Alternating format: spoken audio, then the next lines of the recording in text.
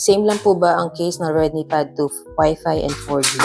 Okay, so ang sagot po sa tanong na yan is yes po, same lang. Kasi same lang naman sila ng na device, no? Ang pinagkaiba nila is yung isa, meron siyang SIM slot and yung isa, walang SIM slot. Pero ang kanilang itsura, build yung mga ports at ng butas, yan pare-pareho lang din lahat yan.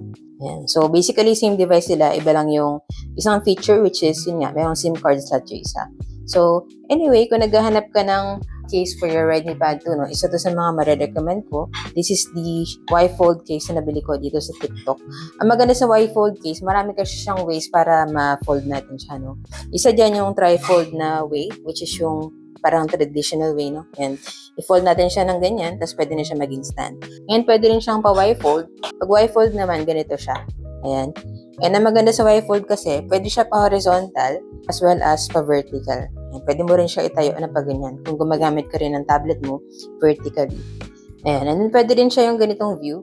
Yung halimbawa, mag-drawing ka or magsusulat, no? Yung para medyo nakaslant lang siya. Ayan. Para hindi siya masyadong nakakangawit. Ayan. And then, maganda pa sa kanya, no? Magnetic na rin siya. So, nag-auto wake and sleep siya kapag kino-close and open mo rin yung kanyang lid.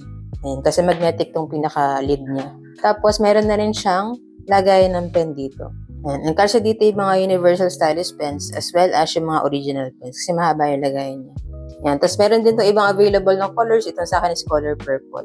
And available din to for other Xiaomi, Poco, and Redmi tablets. Ayan. Check nyo na lang po dun sa Yellow Basket yung kung nabili yung sa akin para same quality and legit store din yung mapagbilan nyo. Ayan. So, yun lang. Sana nakatulong tong video. If you have any other questions, just let me know in the comments and follow for more tech content.